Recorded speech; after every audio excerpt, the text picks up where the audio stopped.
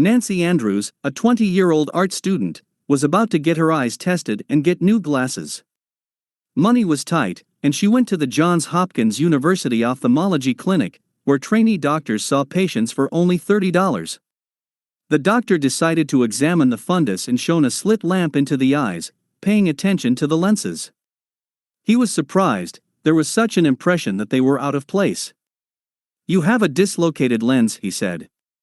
Did Nancy have head injuries? This would be the most convenient explanation for lens displacement.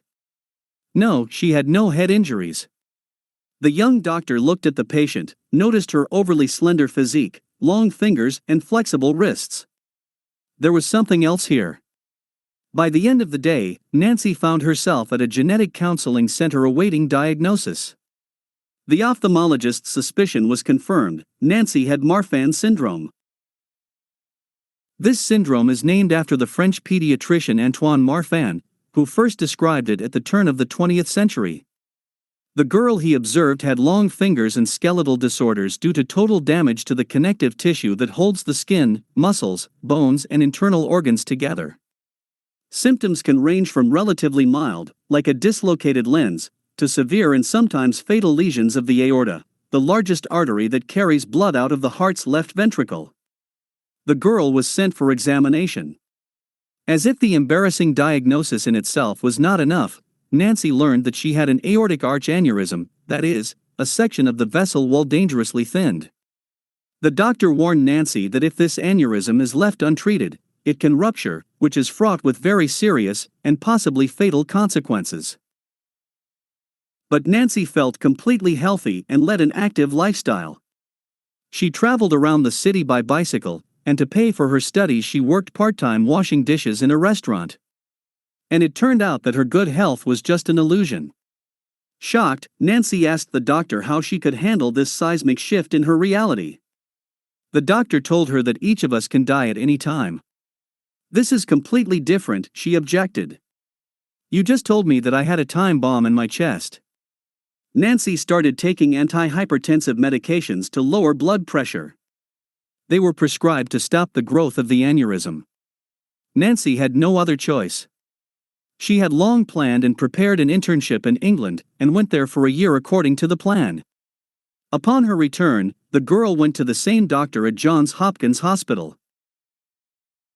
After the examination, it turned out that the aneurysm had grown and now Nancy is indicated for surgery, since the risk of surgery is less than the risk of the presence of an aneurysm. So at the age of 21, Nancy agreed to open heart surgery, during which the aneurysm in the aorta and the aortic valve would be replaced with a plastic tube and a metal prosthesis, respectively. Frightened by the prospect of such extensive interference, Nancy found an outlet in art. She photographed herself on the way to the operating room, continued this photo session after waking up and in the process of recovery. Recovering was difficult, but Nancy was young and healthy and soon returned to her many pursuits.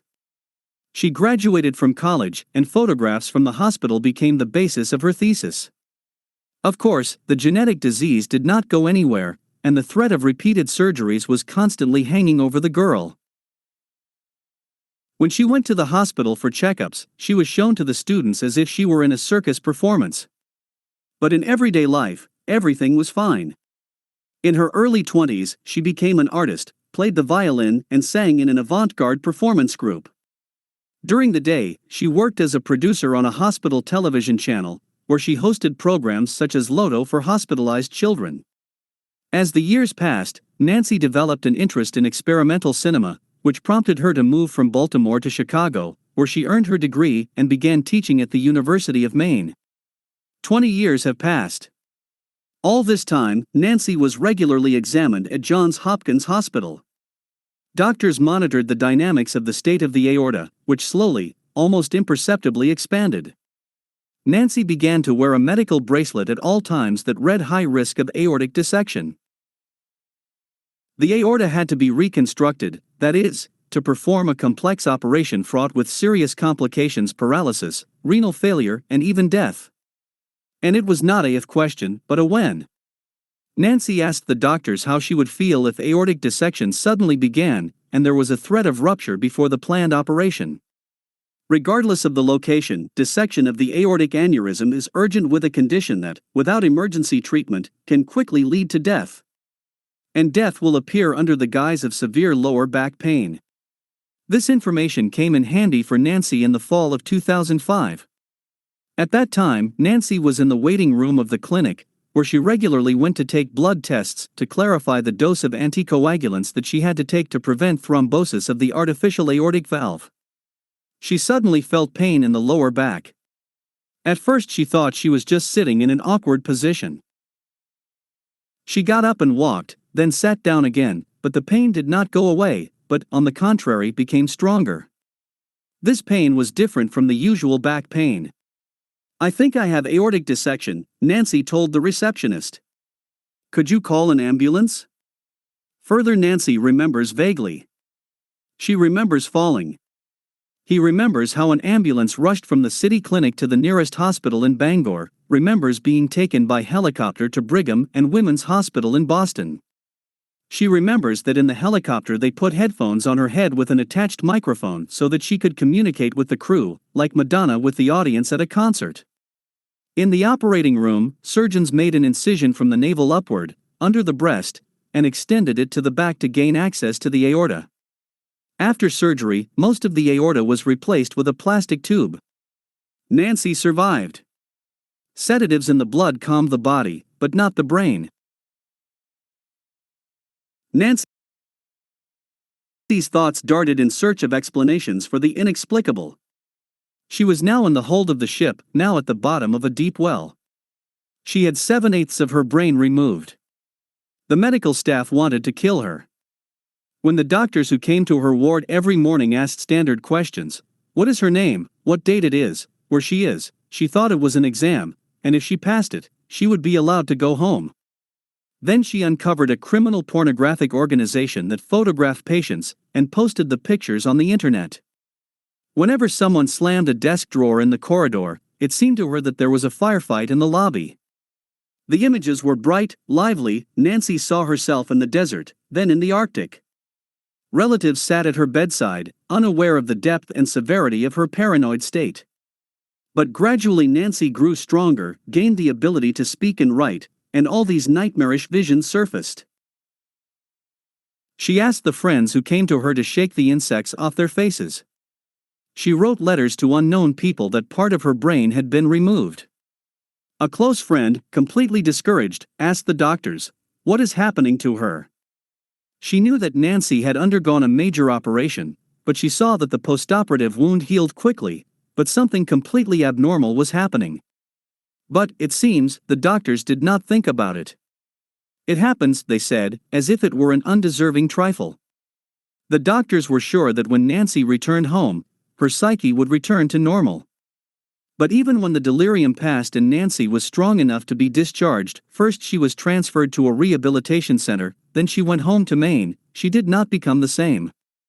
Once, while in the rehabilitation department in Bangor, she heard the sound of a helicopter flying and, unexpectedly for herself, burst into tears. One evening, when Nancy was already at home again, friends came to her with a small child. While feeding, his parents imitated the sound of an airplane by bringing a spoon to the baby's mouth, and this innocent game caused Nancy to panic. She recalled later that from this sound she wanted to crawl under the table and hide. But she did not immediately associate this panic attack with the helicopter trip from Maine to Boston.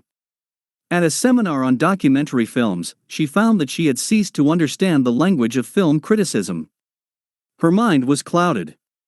She could not shake the belief that something was wrong with her, something more serious than the usual problems of postoperative recovery. Some innocent smell evoked an image of savage torture, people tied to beds, blood, insects, and untold suffering. There was a constant feeling that someone was following her. It was shocking, I didn't understand what was happening, she told me. The doctors who performed the aortic surgery were happy to have saved her life. But Nancy, who was 44 years old, no matter how grateful she was to her doctors, was horrified, imagining that she would spend many years in this state, not understanding what was happening and broken by constant fear.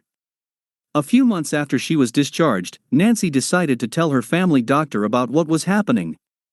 She was confused, not knowing how to express her feelings, but still talked about several things, for example, about the smells that provoked panic attacks. Listening to the patient, the doctor, formerly a military doctor, immediately understood what was at stake. All these symptoms fit into the picture of post-traumatic stress disorder, but Nancy did not experience memories of real events. Hallucinations of the postoperative period returned to her.